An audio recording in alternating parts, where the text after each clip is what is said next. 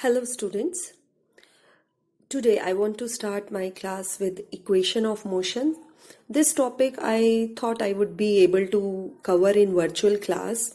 I was looking for the time to discuss the concept why we need equation of motion. What is the purpose of equation of motions?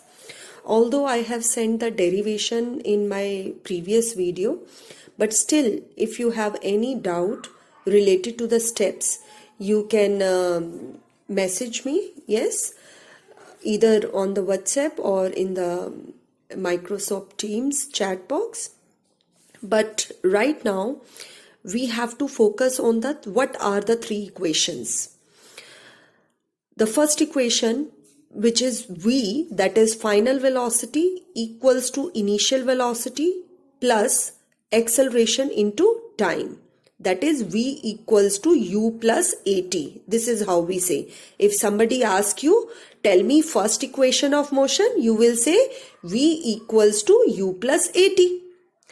Now for second equation, we use this concept, this relation. Okay, so instead of using this bracket one, try to use this one, that S, which is the distance traveled by the object, is equal to ut plus half at square. This is called second equation of motion. Now what is the third equation of motion? V square is equal to u square plus 2as, and most of the time we use it like this. V square is minus u square is equal to 2as. Now these three equations help us in finding the unknown quantity. For instance, in first equation, if u, a and t is given, you can find the fourth quantity. Or v, u and t is given, you can find the last quantity a.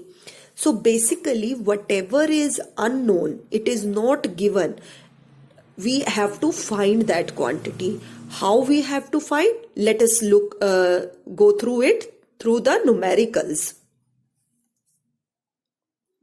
Whenever you are solving the equations, try to keep them in front of you. Okay, so I have written all the three equations before I'm going to start this exercise. Now let us see how to do it. Let us read the first question.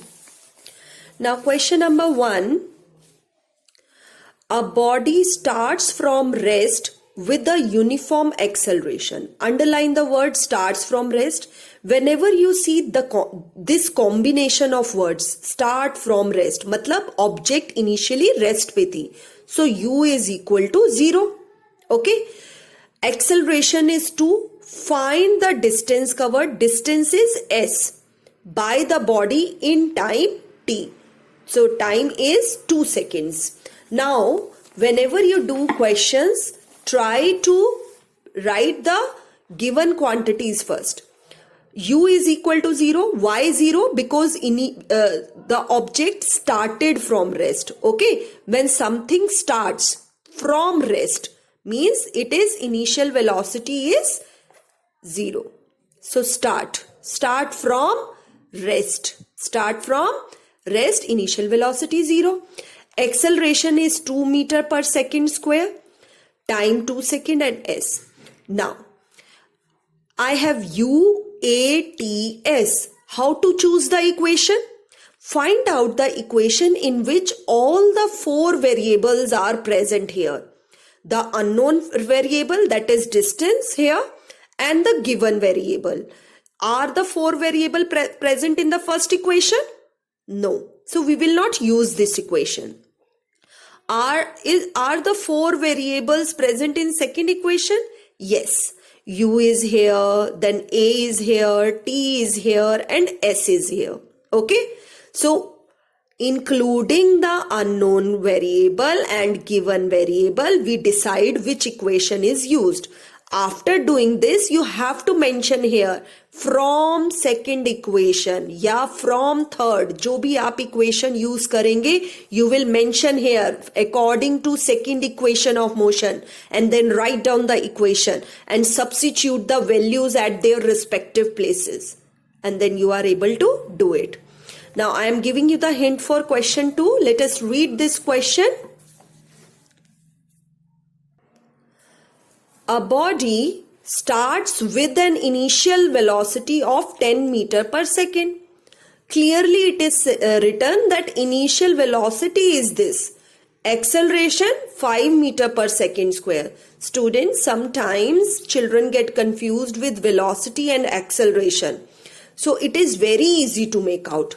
If you can look here, this is the unit of velocity and this is the unit of acceleration. So when you are attempting your question paper, just check the units. Unit can also help us to find out the quantity. We have to find the distance and time is 5 seconds. So how we are going to do it? I have mentioned here the initial velocity, acceleration, distance and time, same like question number 1. But you have to solve this question. Okay, you will not leave just like that ki ma'am has written in the video or given in the notes like this, so we will finish it. You have to show all the steps of calculations like I have done in question number 1. Wherever I am giving you hint, make sure that you are showing me all the calculations. Okay, now come to question number 4. Question 3, you have to, I will discuss it later. Let us first do the question number 4. A body initially at rest. Now, this is something which is important. Initially at rest means object रुकी हुई है initial point पे, तो उसके corresponding initial velocity क्या होगी? 0. It starts moving with acceleration this. Calculate the velocity required. हमें final velocity निकालनी है. अगर initial दिया हुआ है तो कौन सी velocity missing है? Final. And then the distance covered in 5 seconds. ये 5 seconds दोनों parts के लिए हम time use करेंगे. Now look here, I have written the given quantities. U equals to 0, A equals to 2 and time is 5 seconds. Then comes final velocity, unknown quantity. Now how to choose the equation? Check that all the 4 variables are present in which equation? U is here, A is here, T and V is here. Okay, so if you are writing the equations in front of you, it becomes easier to make out which equation has to be used. So because I cross-checked that all the 4 variables are here. So I will say from first equation of motion, you will write down this equation of motion, then write the equation and put the respective values at their places. अब जब हम second part करते हैं जहां पे हमें distance निकालना है, let us write down S here. Now we have S, U, A and T. Now decide which equation is there which has all the 4 variable, unknown variable and given variables, given quantities, sorry. Unknown quantity and given quantity. वो किस equation में आपको चारों variable दिखते हैं? If you look closely, here 2AS ये दोनों है, but हमारे पास अभी V square नहीं है. Yes, we have A. So which I am going to prefer? Second equation. 2 he equation है जिनमें हमें distance मिलता है. Okay. And remember one thing, I can even do this question using third equation. Let me give you the hint for it. क्योंकि मैंने already first part में V तो निकाल लिया है. If you have V, you have U, you put here, then also you can do it. Okay. So this answer, I solved it using the given quantity and unknown. And you can also use equation third in this question using this V, U and A. And try to solve it yourself and discuss your result, that whether you are able to achieve same answer or not. Okay, do discuss with me. Now question 5, let us read question 5. A bullet initially moving with velocity this. Now the moment you read the word na, initially try to initially word आते ही आपके mind में u बन जाना चाहिए. क्या बन जाना चाहिए? u. तो initial velocity is 20 meter per second, strikes a target and comes to rest. Now this is another important keyword for us. Underline this in your book. Comes to rest मतलब object finally rest पे आ गई है. तो final कोई चीज rest पे आ गई है तो v क्या है? 0. Now look here that words in equation of motion, words are so crucial. These small words can help you to understand the quantity, and you will see that these equations become scoring for you, and they always are being asked in the exam. Means this exercise अगर आज आपने अच्छे से करी, आप 100% इसके questions आपको मिलेंगे पेपर में. और इसी तरीके से करना है जैसे मैं आपको सोचना सिखा रही हूं, वर्ड बाय वर्ड. ऐसे सोचना शुरू करो जब न्यूमेरिकल सॉल्व करते हो. Try to solve the solved numerical in that way only. Underline the keyword, write down the variables there only, and then decide the equation the way I have taught you. Okay. Now after penetrating a distance of 10 centimeter, clearly distance word has come. So which variable should I write down? S. Okay. And we have to calculate retardation. Let us recall this term retardation. Retardation means negative acceleration. तो मुझे क्या निकालना है? Small a. अब देखते हैं कौन से वेरिएबल्स हैं हमारे पास. We have u, we have v, we have s, and a is the unknown variable. तो गिवन वेरिएबल, अननोन वेरिएबल कौन सी इक्वेशन में मिलते हैं हमें? 2as equals to v square minus u square. So very easy to make out which equation to be applied. Just first locate the variable and then decide कि कौन सी equation में ये चारों वेरिएबल आते हैं. अगर आप ध्यान से देखेंगे u, v, s, a, ये चार वेरिएबल फर्स्ट इक्वेशन में नहीं मिलते हैं चारों. All the four are not here. So in which equation they are found? Third. So you will say from third equation we are going to solve this. So I have given you the hint. You will solve it. You showing me all the calculation work. Now come to question number 6. A train moving with a velocity. Now something which is moving. अगर आपको ये word मिलता है मतलब ये आपकी u है, initial velocity है. Okay. Now something brought to rest. जब भी आप क्वेश्चन में देखते हो समथिंग इज स्टॉप्ड बाय या ब्रेक्स अप्लाइड मतलब v0 है. ये कीवर्ड्स हैं, इनको नोट डाउन करो, इनको अंडरलाइन करो और लिखो. यहां पे फाइनल वेलोसिटी 0 है. टाइम कितना है? 5 सेकेंड. कैलकुलेट रिटार्डेशन, ए निकालना है. Now let us check the variables here. We have t, we have u, v, a. ये चार वेरिएबल्स कहां मिलते हैं हमें? Look at the first equation. हमारे पास v है, u है, a है, सॉरी a हमें कैलकुलेट करना है, एंड टाइम है. So unknown variable, unknown quantity and given quantity, ये चारों को मैच करके आप इक्वेशन बहुत इजीली डिसाइड कर सकते हैं. Okay. Now come to question number 7.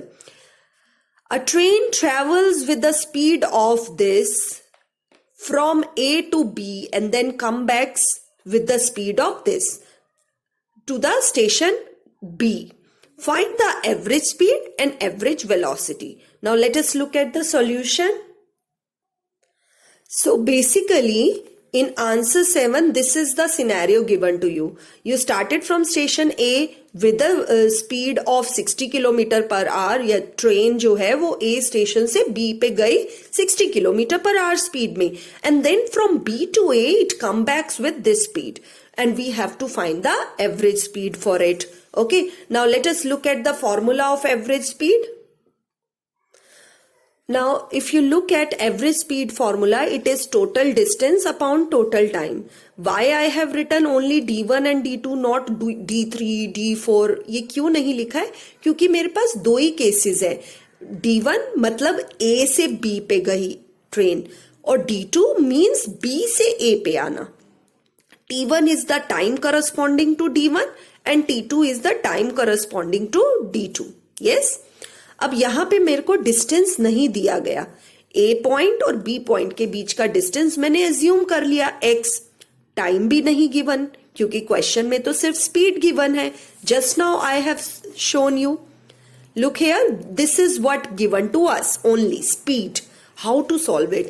And student, mark this as a very important question. Okay, this is a very very important question. T1 और D2x हमने assume किए हैं. How to find out T1? Time is equal to distance upon speed. Distance मैंने assume कर लिया, v मुझे given है. This becomes the expression. For time T2, that is d2 upon v2. d2 मैंने x assume किया है और v2 मुझे given है. So the quantities I have obtained.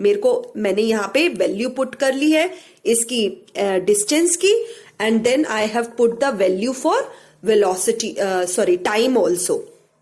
And if you are going to solve the expression, you will x and x will get cancel.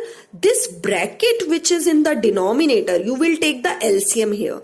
So I have taken LCM.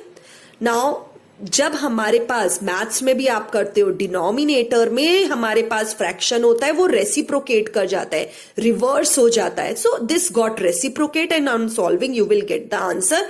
And check carefully that you are writing units. Children, units carry 1 mark. If you don't write the units, 2 या 3 marks के question में straight away -1 हो जाएगा. So don't do this silly mistake. You are writing speed, then write down the unit also. Then comes average velocity. Now average velocity is actually the displacement upon time. This we have covered. Yes. Long back in March, initial classes, I told you displacement upon time. Now, what is the displacement here? Displacement क्या होती है? Initial और final के बीच का distance. Object A से start हुई, B पे गई और पूरी जर्नी ट्रेवल करके वापस इनिशियल पॉइंट पे आ गई. तो जब ऐसी सिचुएशन होती है तो डिस्प्लेसमेंट क्या होती है? 0. Because initial and final point are same, the difference between them is 0. So you can write down average velocity is 0 because displacement is 0. Displacement equals to 0. Okay. In the notes I am sending you, you will not find out these concept. For that you have to go through the video. Now, for answer 8, let us read the question. A train is moving with the velocity of this.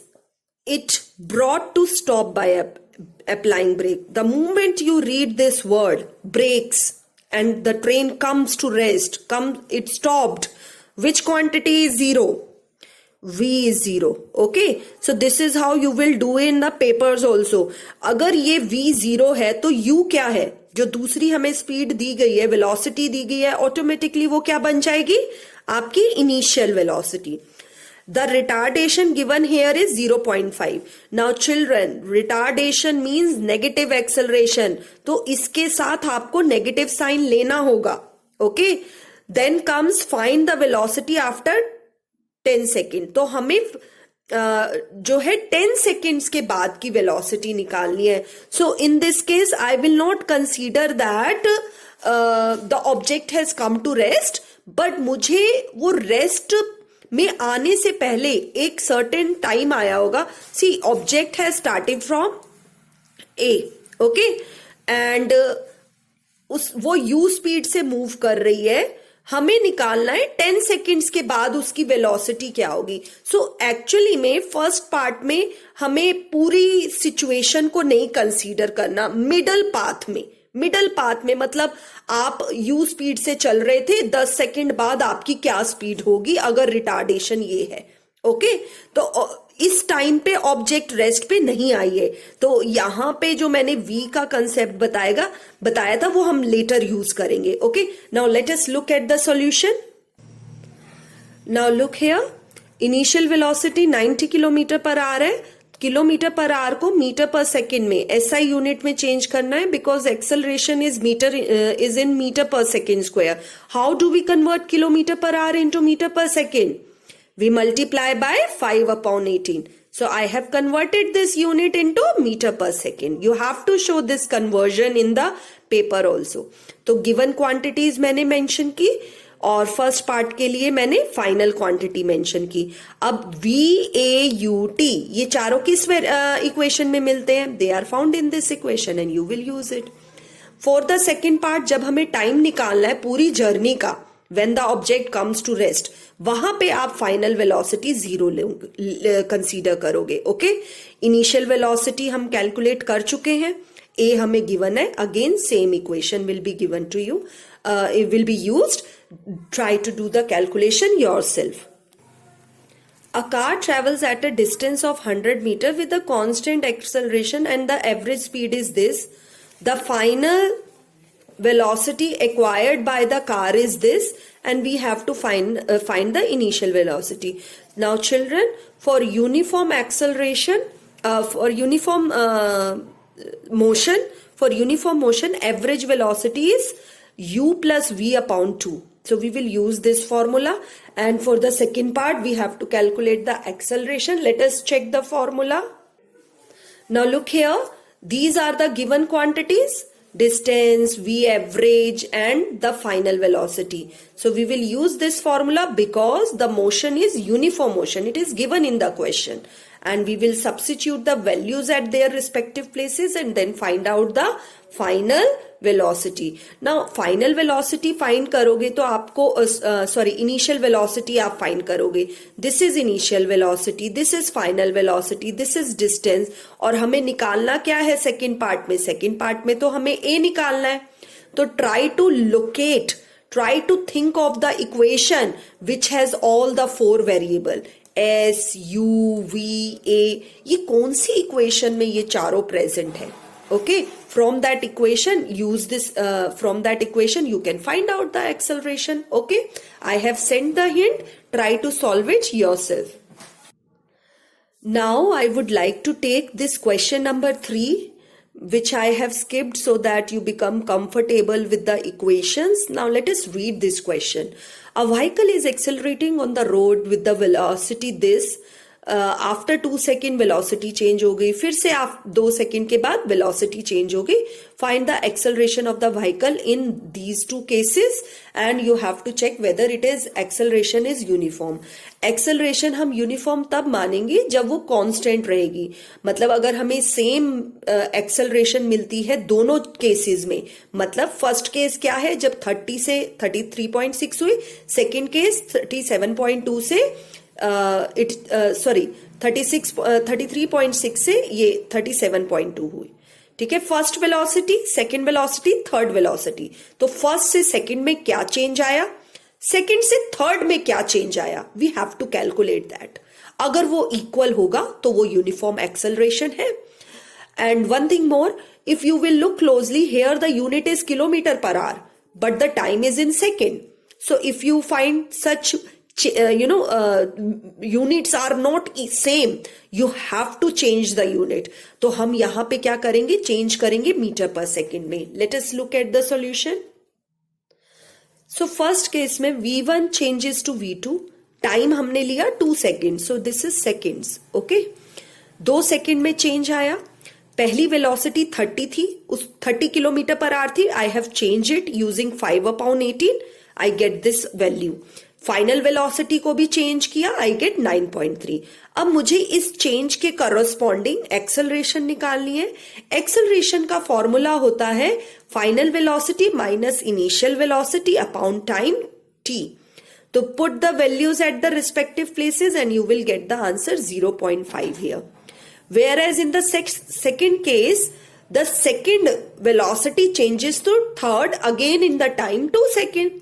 फिर हमने final velocity जो second case की थी, initial velocity 33.6, इस second से third में change हुई velocity में. तो इसको भी हमने 5/18 से मल्टीप्लाई करके चेंज किया. यहां पे भी हमने कन्वर्जन किया and we found this result. For this change, the acceleration is final velocity minus initial upon 2 मतलब time. Acceleration का formula क्या होता है? Change in velocity upon time. So use that concept and calculate the acceleration. Last में आप mention करेंगे that in both the cases 0 point same acceleration है. Same acceleration implies uniform motion. Uniform motion. Okay. Now let us come to some important question. Let us read question number 12. A body moving with constant acceleration travels the distance 3 meter and 8 meter respectively in 1 second and 2 second. तो एक body है जिसने 3 metre 1 second में cover किया और 8 metre 2 second में cover किया. Now this is very important. Constant acceleration मतलब जब 3 मीटर ट्रेवल कर रही थी ऑब्जेक्ट तब भी एक्सेलरेशन ए थी, जब 8 मीटर ट्रेवल कर रही थी तब भी एक्सेलरेशन ए थी. तो I am writing a over both the object. अब क्योंकि हम एक ही ऑब्जेक्ट की बात कर रहे हैं, ऑब्जेक्ट ने जब इनिशियली स्टार्ट किया हमें नहीं पता क्या वेलोसिटी है, वो वेलोसिटी हमें निकालनी है. तो 3 मीटर का हमें डेटा दिया हुआ है और फिर उसके बाद 8 मीटर का डेटा दिया हुआ है कि 8 मीटर 2 सेकेंड में ट्रेवल किया. तो हमें u और a फाइंड करना है. Let us frame the equation for it. Look here, the data which is given to me, I have tabulated it first. पहले टॉप पे इसको मेंशन कर लो क्या हमें निकालना है. And acceleration also we have to find. Acceleration is same in both the cases. I have written here. Then from second equation of motion, so यहां पे आप मेंशन करेंगे from second equation of motion. हमने वो equation को mention किया. क्यों mention किया? क्योंकि मेरे ये चारों वेरिएबल इसी इक्वेशन में मिलते हैं. Why I choose second equation? Because all the 4 variables are found in the second equation. So put the respective quantity. I framed my first equation. Similarly for second data, ये वाला data जो नीचे वाला है, इसको यूज करके मैंने second equation frame की. अब यहां पे मैंने एक कैलकुलेशन सिंप्लीफाई करने के लिए दोनों तरफ 2 से डिवाइड किया है. ये चीज आप मैथ्स में भी करते होगे जब आप लीनियर इक्वेशन चैप्टर आपने पढ़ा होगा. तो उसमें हम दोनों तरफ क्या करते हैं, वैल्यूज को अगर हमारी कॉमन होती है, कॉमन फैक्टर होता है, तो उससे डिवाइड करके we get this equation. Now what we are doing, we are subtracting first equation from second. मतलब यहां पे मैं माइनस कर रही हूं. Okay, this is my first equation minus half a. So when you subtract you get this result and from here you can find a. आप बोलोगे ma'am ये तो एक्सेलरेशन आ गई, हमें तो इनिशियल वेलोसिटी निकालनी थी.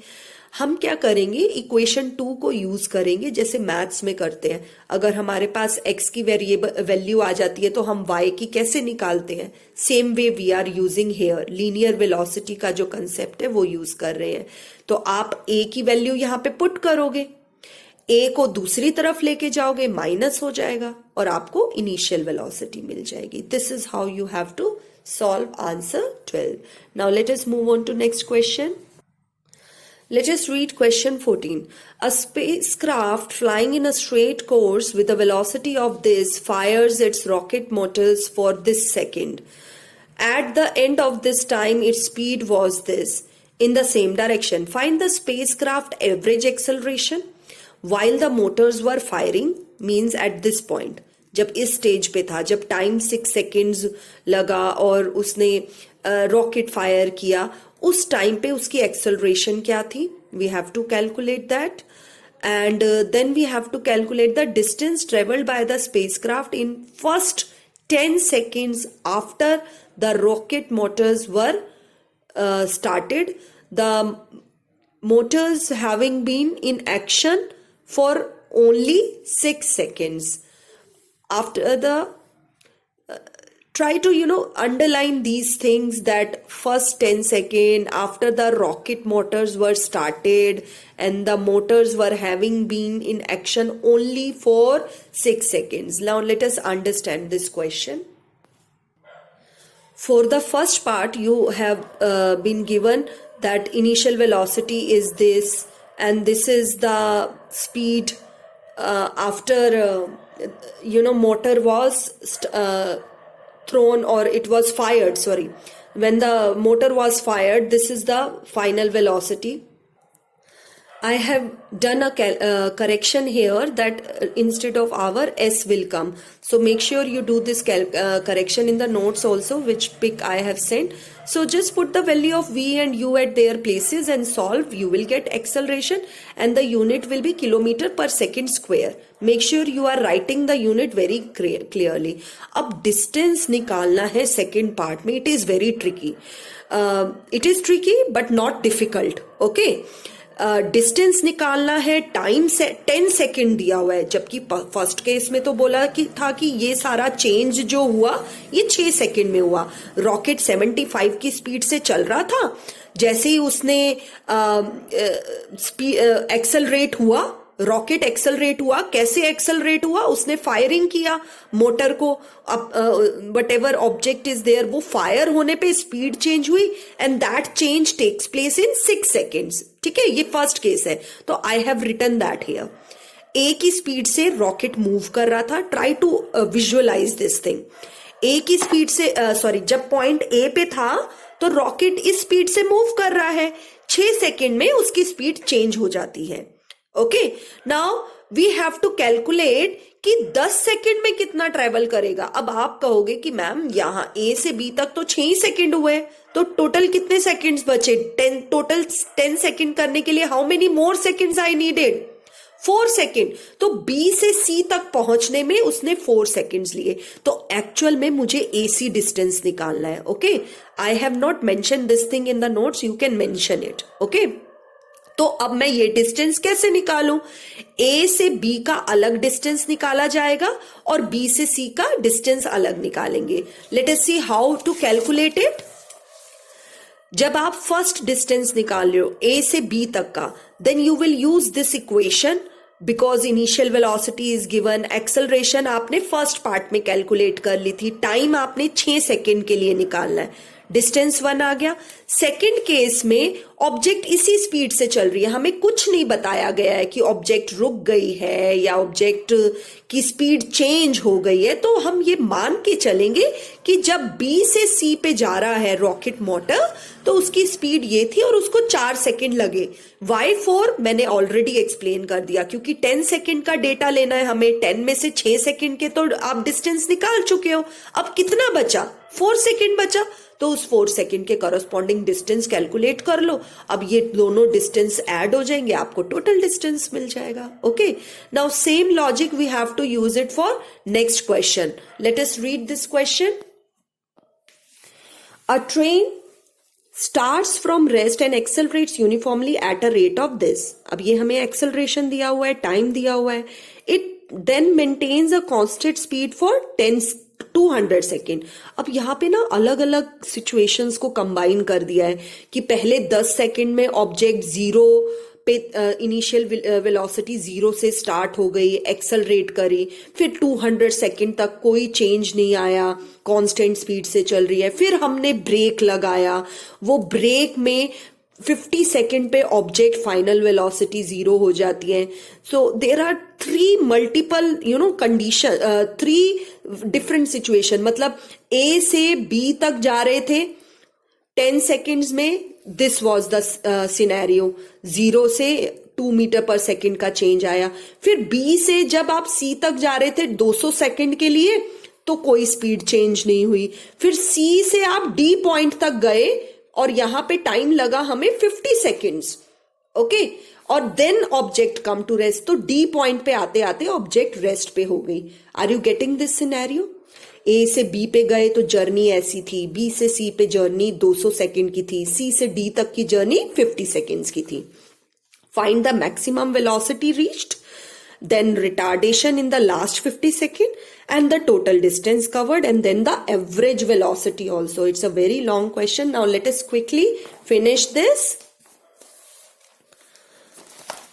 So in this case, for the first part, you will take this data कि initial velocity 0 है, acceleration 2 है और time 10 सेकेंड्स दिया है और इनके करस्पॉन्डिंग फाइनल वेलोसिटी निकालनी है. So you will use first equation, put the values and very simple calculation. Next case में जब आपको एक्सेलरेशन निकालनी है, वो भी लास्ट केस में, कब हुआ रिटार्डेशन? जब सी से डी तक में गए थे. आपको अभी मैंने बताया ए से बी में अलग सिनेरियो है और सी से डी में अलग सिनेरियो. ये 50 सेकेंड, इसके लिए आपको एक्सेलरेशन निकालना है. तो we will use this data. अब फाइनल वेलोसिटी जो ऑब्जेक्ट की आ गई थी बी पे ऑब्जेक्ट की फाइनल वेलोसिटी 20 हो गई है.